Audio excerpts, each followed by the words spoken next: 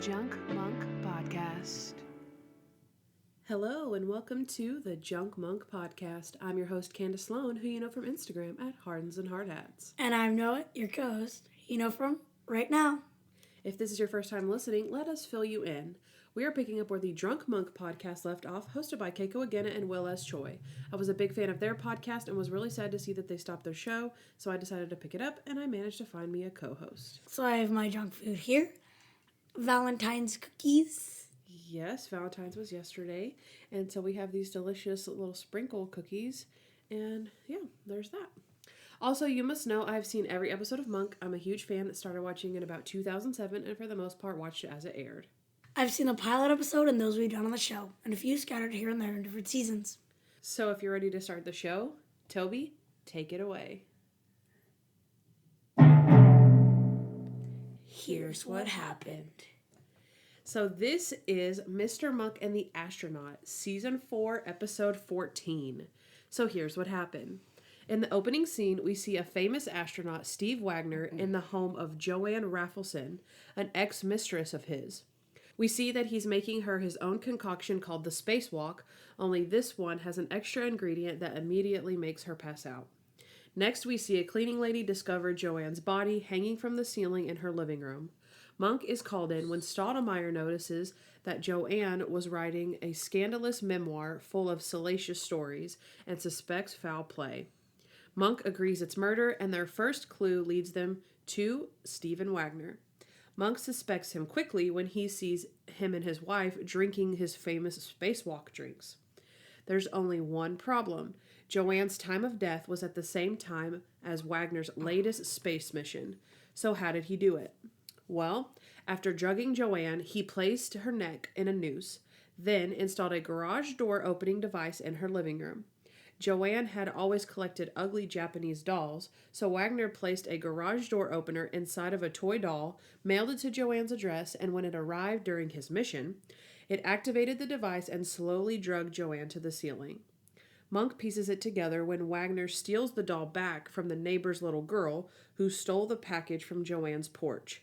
He almost gets away with it by taking it up in an aircraft and dropping it from the sky, but Monk heroically wins the standoff between he and Steve Wagner's fighter jet.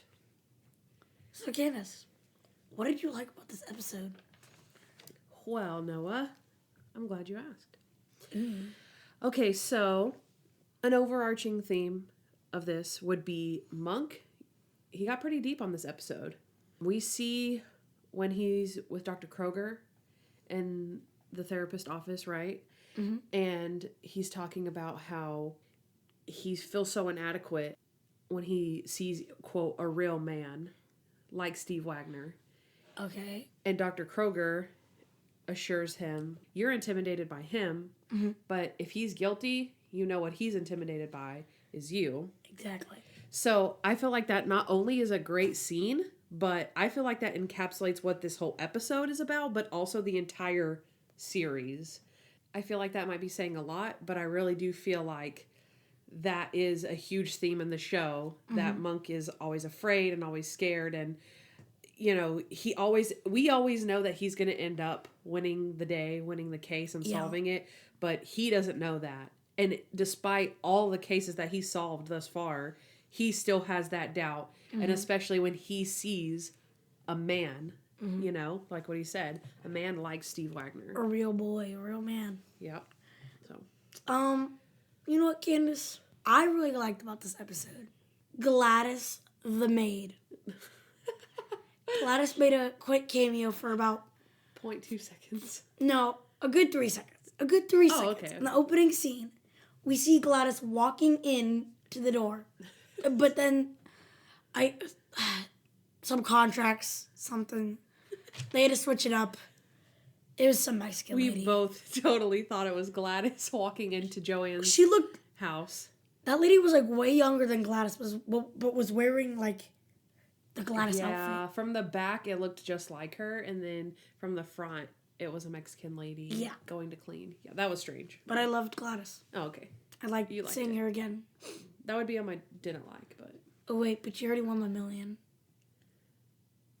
Oh, plot hole. Plot hole. So they filmed that, and then She won the $1 million.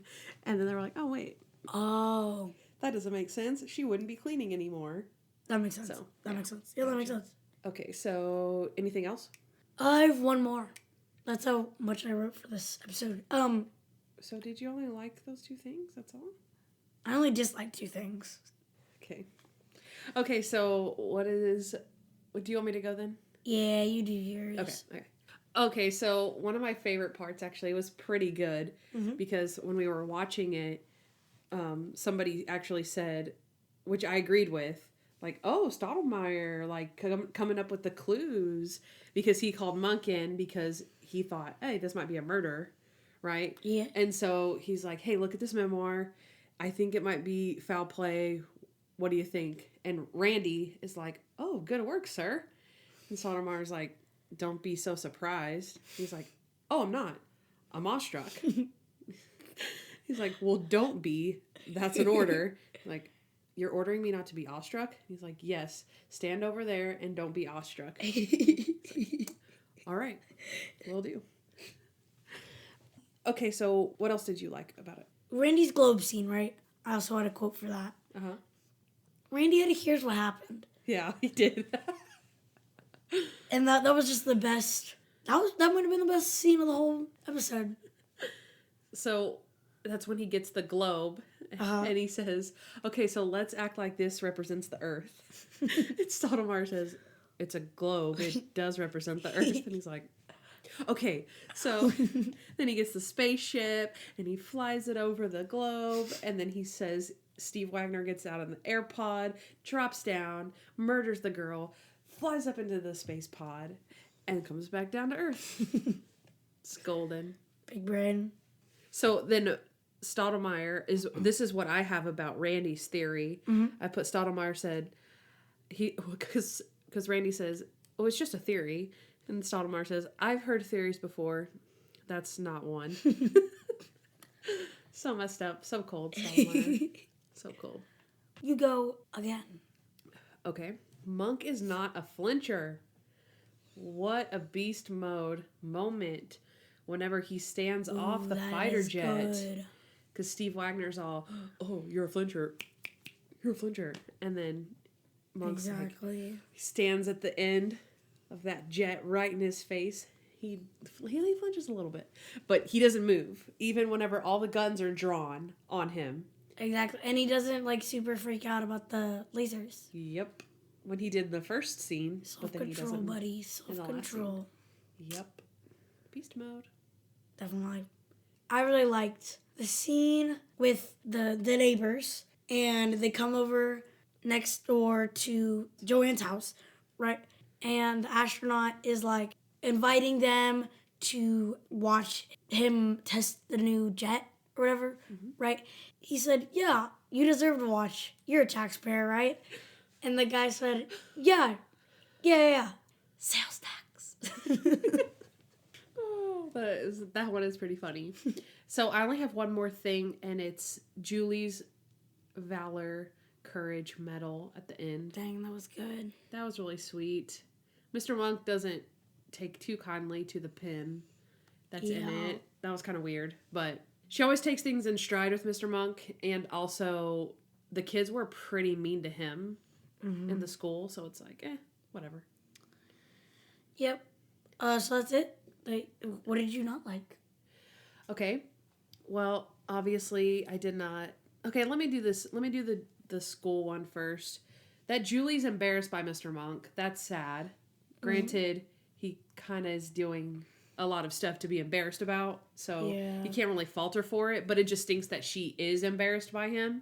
And then also the kids are really mean and point lasers at him.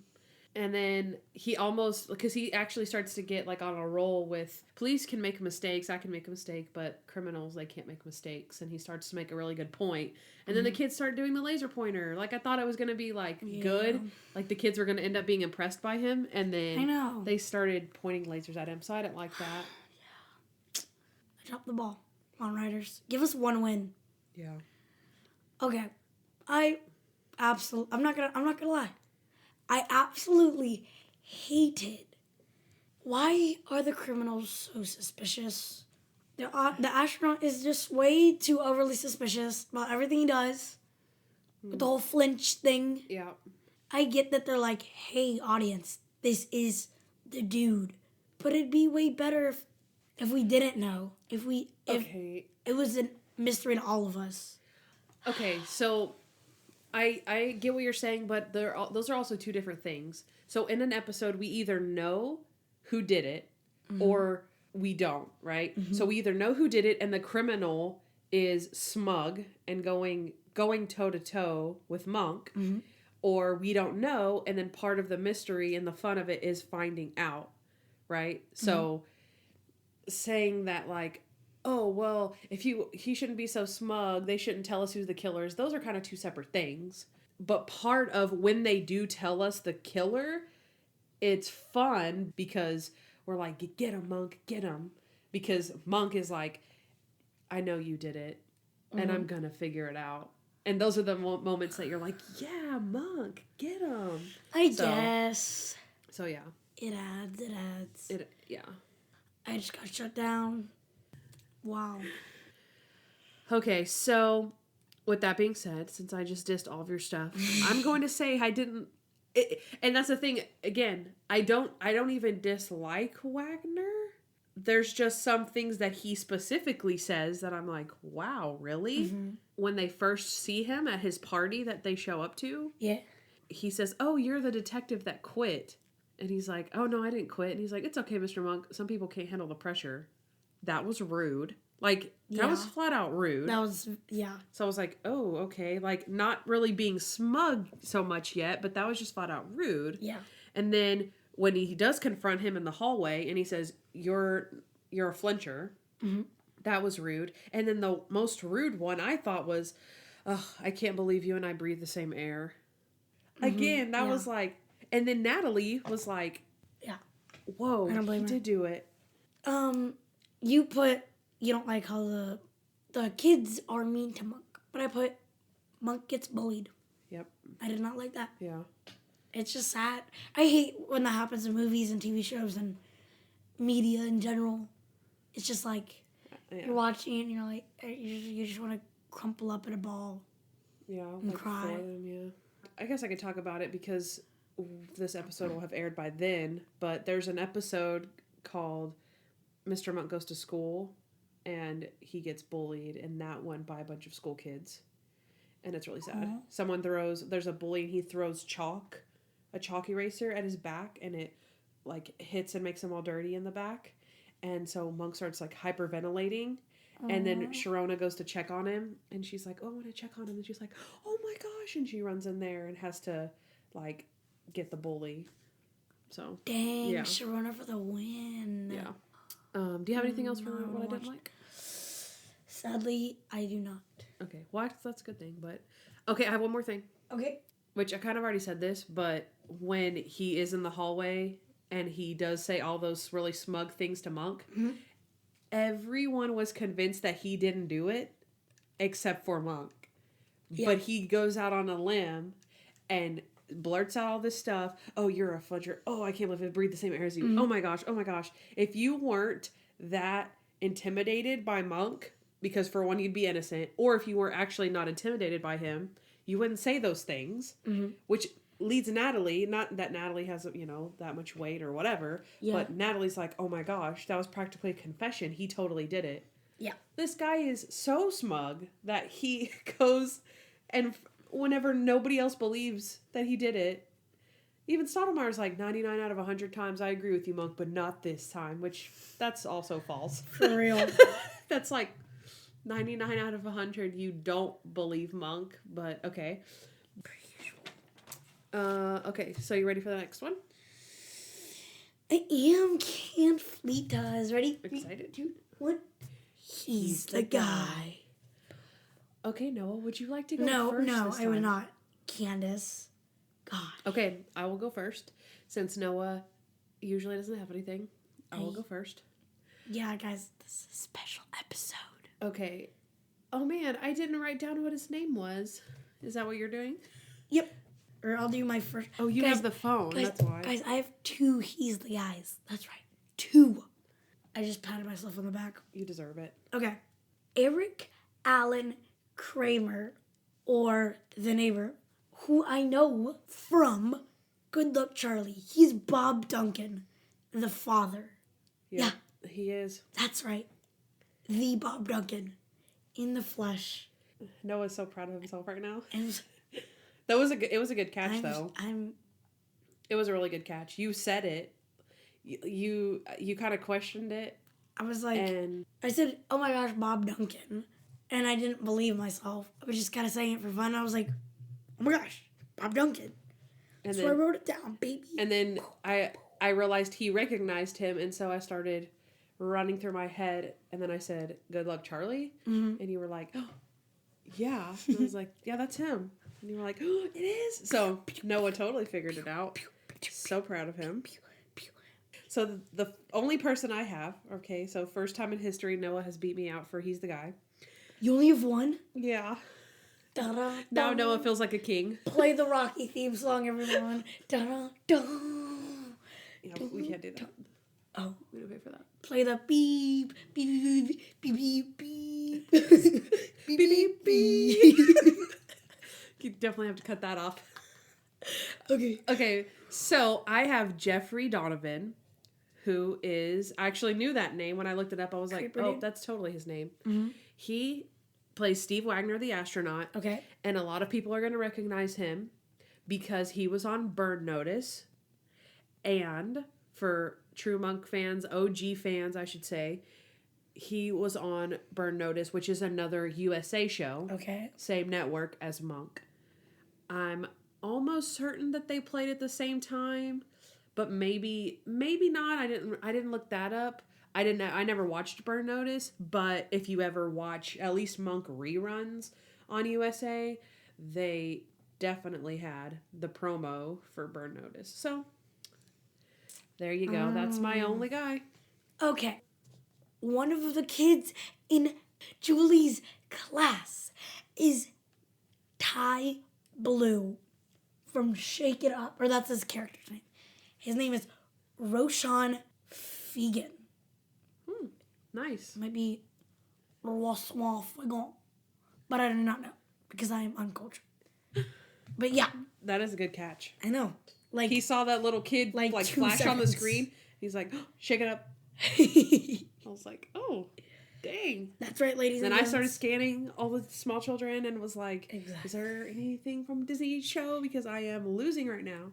Okay, so then that's all we have for He's the Guy. So are you ready for... Really? That's all we have for He's the Guy? Imagine not.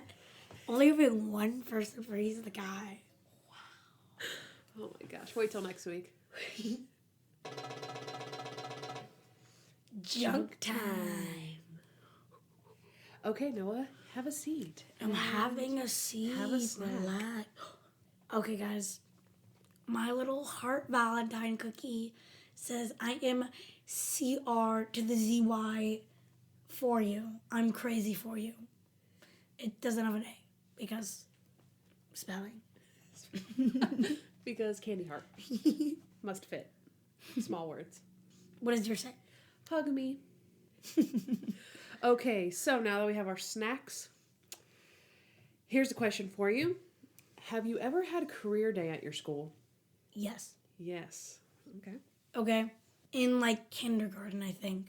Oh, wow. No, definitely kindergarten. Since then, not that I can remember. I do remember two kids. Oh, I remember my parents as well. Oh, okay. My parents, shoe store owners, right? They were like, kicks, kicks, kicks. Boom, look at kicks. Boom, boom. Right? And it was sick. And I was like, my parents are the coolest parents. Right? But two kids had to show me up. And one of their dads he strings tennis rackets for like famous tennis people, right? Uh-huh. So he gets to travel all around the world and do that. And then the other kid's dad was a pro golfer. And so I got double shot. He's a pro golfer. He's a PGA. Okay, so let me move on to my next question was, any cool careers? Okay, that's enough crying. Okay. Next question. Okay, so you already answered any cool careers. So that was perfect because you had that one. Nice. Okay. Okay, so at this point, since you are still a young whippersnapper, Okay. what are you looking at for what you want to be when you grow up?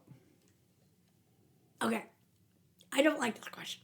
Yeah. But I never really liked it either, but because it's like, it's got to be done. and I always have to pick the right thing. I'm like, doctor, right? Because it's like my engineering uncle's asking me, and I'm like, oh, I want to be an engineer, right?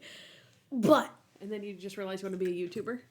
no. I've recently founded what I want to be. Grammar. I want to be either a VFX artist, which is visual effects, Okay. right? Which is super cool. It seems really fun. And number 2, graphic designer.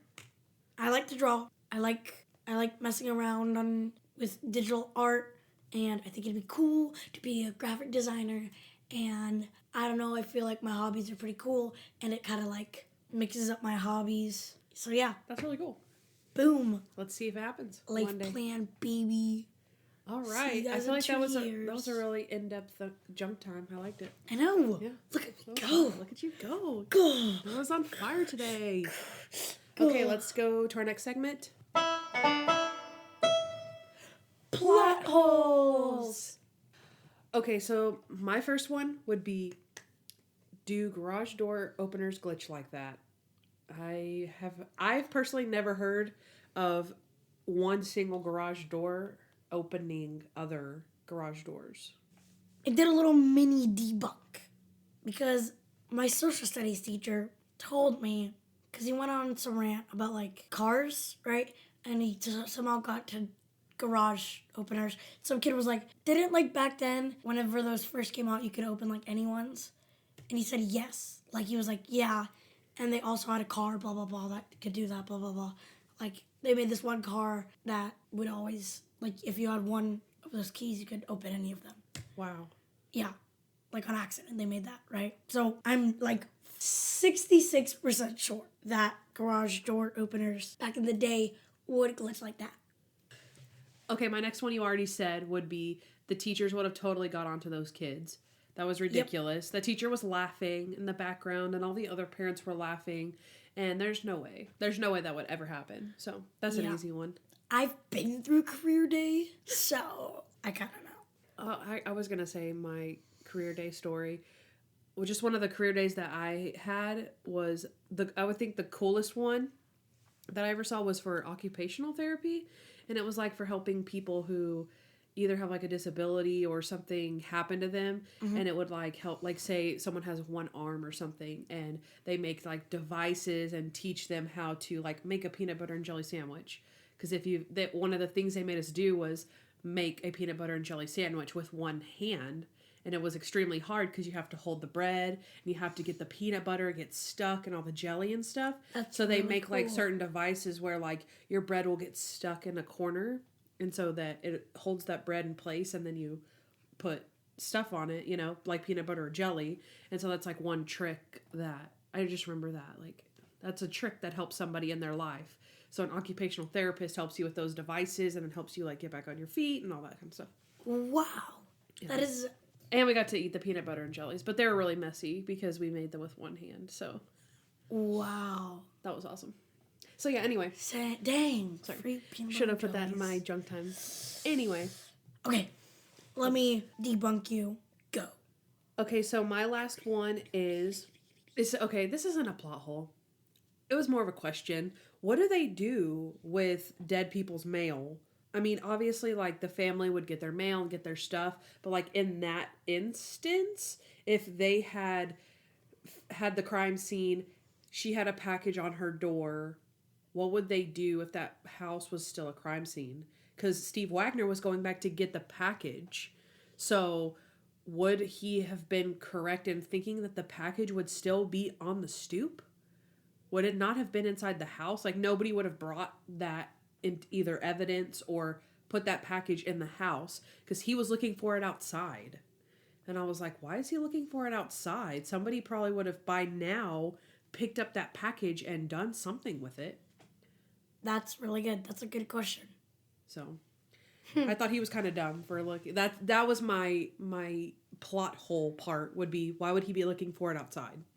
So I have a question. Okay, I didn't answer this last episode, but you know in spy movies where they have the lasers, are those actually in museums? I have no clue. I don't know. I know. If anyone knows, hit us up. For real. Okay, do you have plot hole? I do. Okay. Public speaking. In the beginning of the episode, Monk is talking to Natalie about his many, many phobias that we've seen on the show, blah, blah, blah. Normal Monk talk.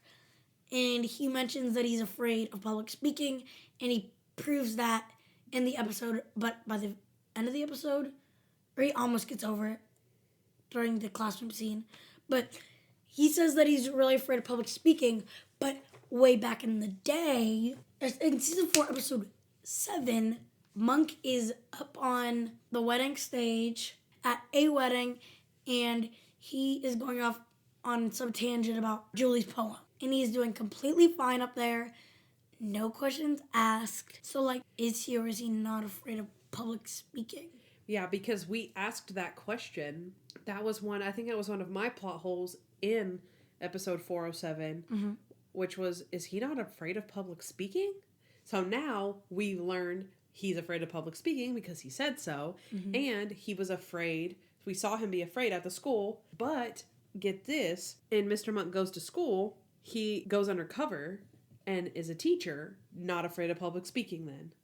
In a classroom, in the same setting. Oh. So another plot hole, the only thing I could think of would be that besides the fact that we already debunked it, because in 407, he's scared, right?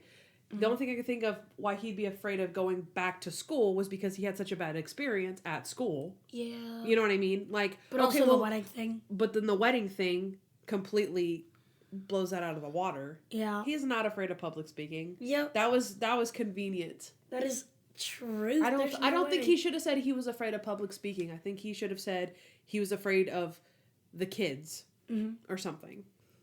All right, so I think we're done with plot holes. We are. Yes, so we only got 2 segments left. Only 2? That's so sad. I know.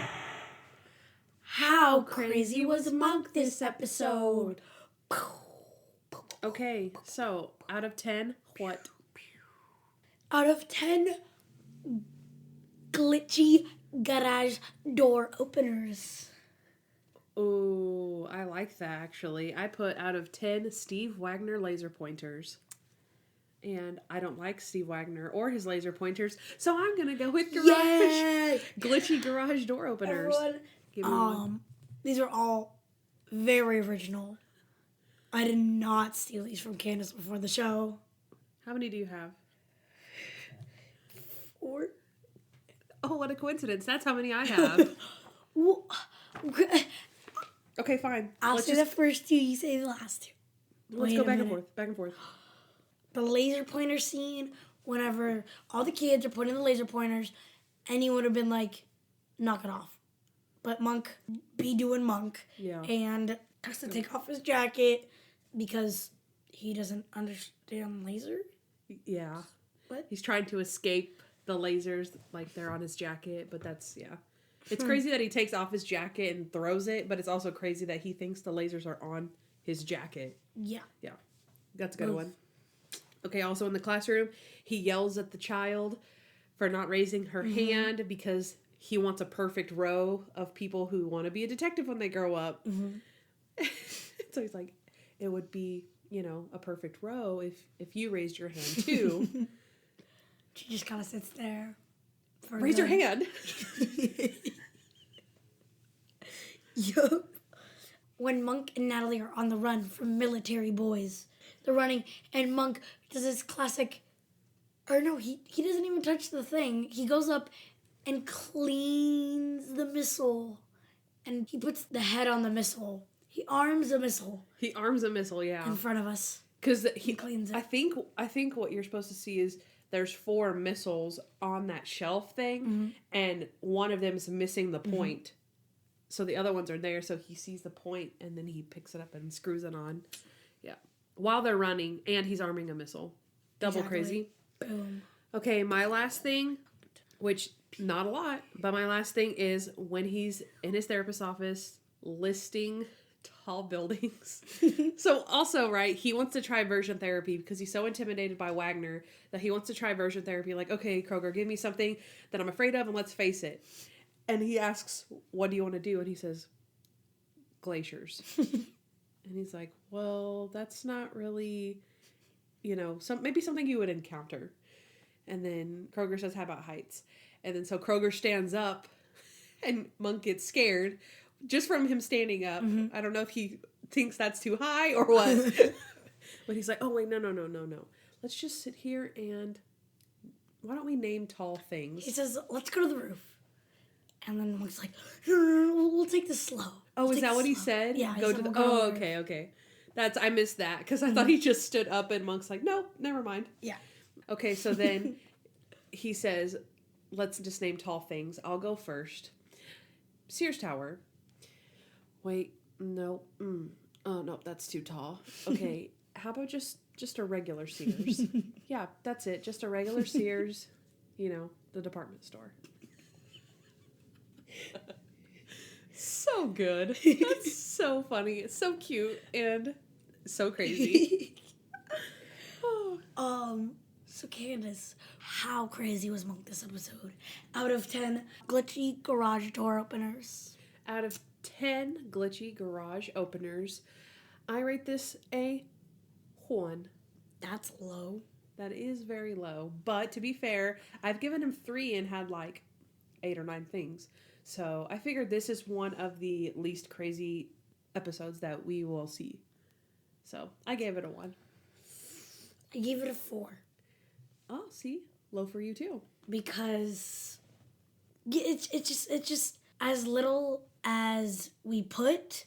Arming a missile in front of us is kind of weird. Taking off a jacket with lasers pointing at it is super weird. In front of a bunch of people, super weird. And so it deserves a 4 out of 10. That's all I'm saying. I thought, okay, I wrote 4 things. Half of those things were when he is scared, like under pressure, right? So he's in that classroom, and 2 of those crazy moments are a result of him already being afraid of where he's at. Yeah. So it's like a gimme. Like that's how I saw it. So I gave it a 1. Okay, so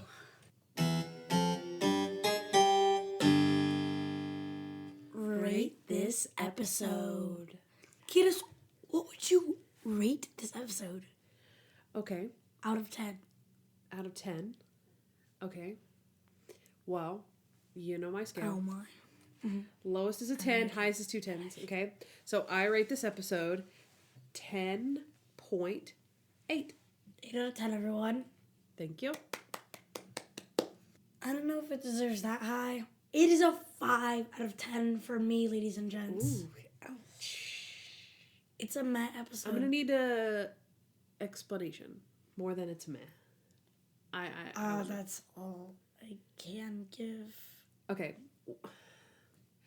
Honestly, I don't want to say these things before the episode because I don't want to be spoiler alert or hype it or not hype it or whatever. I feel like this in the Monk community probably is a favorite. So I don't know if that. Hopefully that doesn't discourage you from other episodes. Obviously, people have different opinions, but it's not one of my favorite episodes that I can remember off recall. I'm not a huge fan of the astronaut, super smug kind of guy. But again, I feel like it adds to the goodness of it. Like I said before, like toe-to-toe with Monk. The more smug, the sweeter the revenge when you put him away, right? So I can see why people like him, like Steve Wagner for that reason. Like, oh, the episode with the astronaut, that's good. So that's kind of why as a person who it's not one of my favorites, but I still gave it a decent score because of those things. I'm wondering what you, as a first time viewer, what you're thinking about by giving it a 5. The astronaut was too much for me. the whole plot of it was honestly just, it's classic, like, dumb movie where, like, everyone's against the protagonist because the antagonist is famous. That always happens in movies. Yeah, and we've seen it before in Monk too. Mr. Monk and the TV star. There was a famous person. Mm-hmm. I can't think of a few that I don't think we've seen yet. So there are a couple more that are like that. But again, the higher the pedestal, the higher the star, the bigger the fall, and the sweeter that the monk revenge is. Yeah. So that's true. Okay, so I gave it an 8, right? So besides what I said before, it's not one of my favorite villains, but he's an iconic villain, I feel like, in the monk sphere, right? The Monkiverse. But this is a really huge triumph episode for Monk. He gets really deep on this episode. It gives us a lot more insight to who he is, that he's always intimidated. But he still faces the day. He still does these things for himself, for Trudy. And overall, I think it's a fair episode. So, give it an 8. Okay, so this is a pretty good episode. It was our episode. It was. Apparently not. The regular episode wasn't good to you, but our episode was fantastic. So I hope you enjoyed. It was so good. Hope you enjoyed.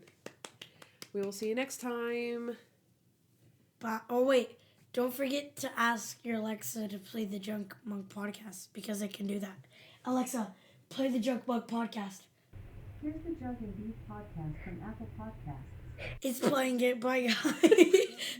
I did the wrong one. What's up? What it do? It's your boy Juggernaut from the Jug and Beef Podcast. Alexa, please stop that. What up? It's your boy Juggernaut. This has to be the best outro ever. All right, guys. Don't forget to wear your seatbelt. Because it's a jungle out there. Because it's You'll thank me later because you won't fly through the windshield. Guys, we almost got on a crash today. We did. Oh, we forgot to tell them about our cotillion. We had so much fun. We danced the night away. It was amazing, and that's all I'll say about it. Cotillion update. Cotillion was good.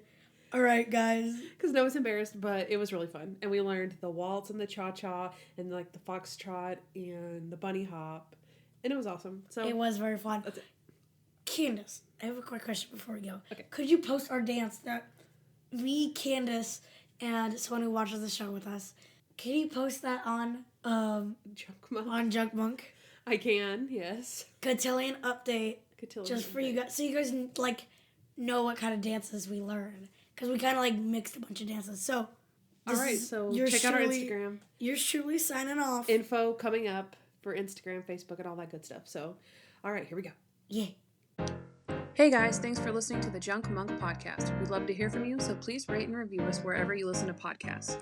Also, follow us at Junk Monk Podcast on Instagram. If you want to know more about Kandyce, she's at Hearteds and Hard Hats on Instagram. And if you want to know more about me, Noah L, too bad. Also, you can catch up on Monk with Amazon Prime Video. Don't forget to subscribe to our podcast. You'll thank me later.